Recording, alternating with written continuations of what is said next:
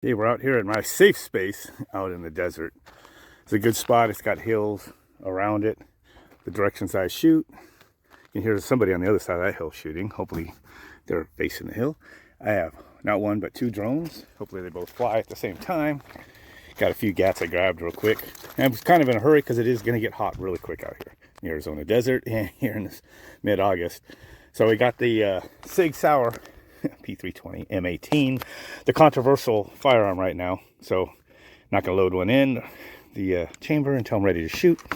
That awesome one holds that many rounds. That is 21 rounds in every magazine. So there are 63 rounds right there ready to go. 30 rounds in each magazine here. Oop, green tips, don't shoot those. And then 12 gauge. So the way it works, if something doesn't offer much resistance, the 223 or 5.56 round, just regular points, they're going to just go right through and through. It's going to be about the same damage as a 22 long rifle. The next greater damage of infliction will be the 9mm, just using regular rounds here. I don't know, hollow points sometimes make a little difference, but that's more for a different purpose. So again, minimal resistance, you get a bigger hole with the 9mm. And then stuff like this, the greatest infliction of damage is always 12 gauge. And this is, I forget what this was. It's 7.5 shot. So yeah, that's going to blow the living hell out of it. Now, if it's an object with some resistance, the high speed of the 223 5.56 does pretty good, especially at distances. This will be one of the best ones, if the material offers some resistance. 9mm would be the second, and then this would be last at distance, just because it'd be just like a bunch of pellets, BB guns, shooting at once. But up close, yeah, the 12 gauge, that 7.5 shot, that'll never disappoint. So I'm gonna get this set up. I'm gonna get the drones up in the air.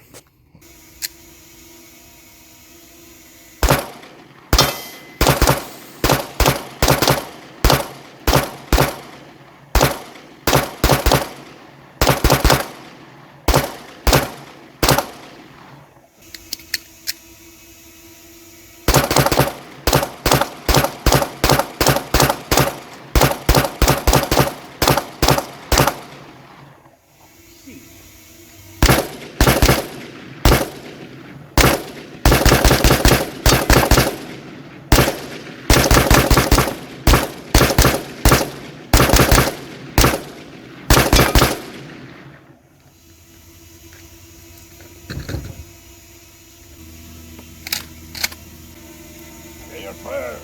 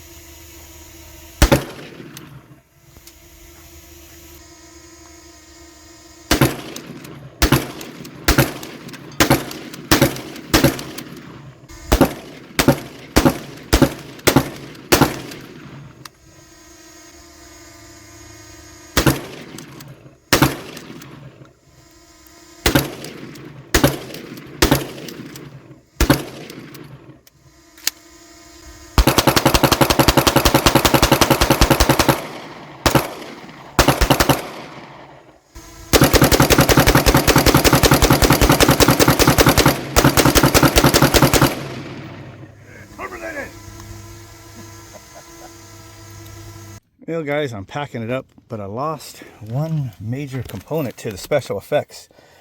I had this battery's charged, which it still seems to be because it sparks when I attach it to here, but I had this set to power up and run the outdoor fan motor. That actually was working in my garage. I was just putting 120 volts to the motor, but it would run slow, and I ran it for like a good 5 minutes or so before, just to make sure the batteries didn't instantly go dead. And they only dropped like a volt or so, so I figured I had some time. And, however, yeah, that's for something happened, and it's just too hot and bright here for me to troubleshoot it and figure it out. So I did not get to have the fan running. It would have made it much better. So basically the coil was pre-charged with water and nitrogen. I put it back together for the effect, and you heard it go psh. But if the fan would have been running, it would have put a little cloud out the fan because it would have been moving air. The other thing I had hooked up with these other batteries was from pyrotechnics wrapped around the motor for special effects. That did go off. Used a simple switch here with well, the magnet's gone now, but I had a magnet on here, and this separated right here. So as soon as it knocked out the piece of cardboard standoff that would hold this back, it would just go touch the magnet, close the switch basically to power that pyrotechnics there. That's all I'm going to say what that is. And it was like a smoke cloud, basically, some flames perhaps. But it always stayed internal because the fan wasn't running. It would have been more spectacular. So I've done some little things like that over the years for some fun. Here's this. I had to do this so I won't keep this, and I'm just getting too much crap at the house. And I was going to make this water heater, heat pump version 2.0. I actually had it running and testing, and it worked, but I was going to have to remount it. And that little tiny one I have made out of the old wine cooler, compressor skid, is just working very reliable right now. Just no point in taking it apart. I mean, it's gone the whole last year with like no issues through the winter or through the summer, since I just left the high wall as the evaporator on that one now. And it's just no reason to change it, I guess. Just reinvent the wheel. So yeah, bye-bye. That was kind of possibly could have been a fixed condenser if I wouldn't have gutted it when I got it. But so this was terminated with extreme prejudice. Yeah, there's no putting the life back into this Goodman unit. He's full of holes. Check that out. Yeah, it's pretty blown up. So yeah. Been officially terminated. Should have pushed this over while the drones are up for the effects of it. That would have been cool. Comes to says I had this not bolted together. I should have tilted this up so it's just balanced and shot it with the 12 gauge. Falling over close up would have been pretty cool. See, this motor has been terminated. It's got some holes in it. That might have been the 223.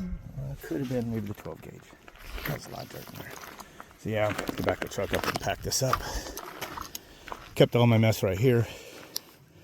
I mean, there's a lot of mess, but that's not mine. This whole area. So anyway, got to get my shells right here, all in pretty much one spot. But that's that. Okay, well, this whole area is like littered because it's been used for like 20 years that I know of. But my debris are in the back of the truck. Well, unloading my truck and kind of cleaning it out. Check this out. There's the old equipment. It happens to be bulk trash pickup. So everybody's got their trash out. I don't have the time to want to store this in my backyard and wait till, Saturday or get home early enough to go scrap it myself. So some scrapper is going to get lucky because there's between $50 and $75 worth of coil, copper, compressor, motor, all that stuff. Back here at the garage, got this inverter. I bought this inverter used.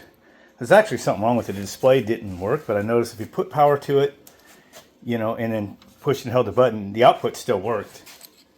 But the display didn't work. It didn't tell you when it was tripped or why. It would just, shut off when it tripped. You have to disconnect the power, reconnect it, and then push and hold the power button. But now it's not working at all. I just checked this. These batteries do have like 15 volts still in them. Maybe the voltage is actually too high. Now, this power supply only can put out 10 amps.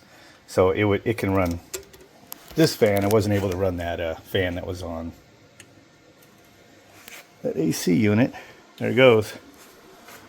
Well, I'll be when I slap these batteries on there, these batteries could put out more than 10 amps, believe it or not, evidently, because it would run the condenser fan motor where this thing wouldn't. So I think the voltage might be just a little too high still. Yeah, when a meter on there a second ago was a little over 15 volts. See, there it goes. And if you turn the current down all the way on this, you could use this for a voltmeter to see what we got. Still charging the capacitor from there, 15.7. So push and hold, and yeah, it's not turning on. So that was why. Wow. So there is a voltage range think it's once you get below like 11 or something, this will shut off. And then we found out if it's over 15, it also will not work. See, that's the deal. So basically, when I topped off these batteries that tested okay, I topped them off kind of high a little bit, and wanted to be able to, you know, get the most capacity in the batteries for out there to run it longer.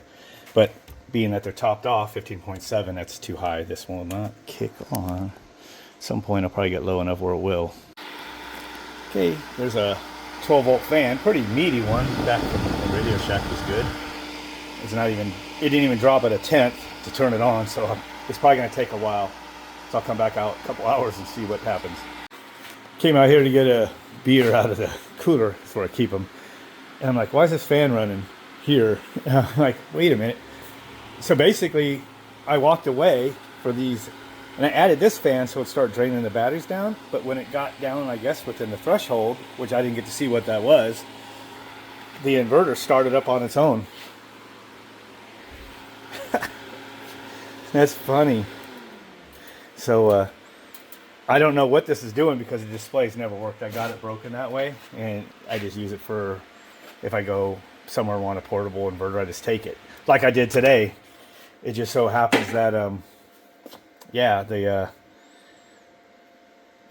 I charged the batteries too much and it was just too high a voltage.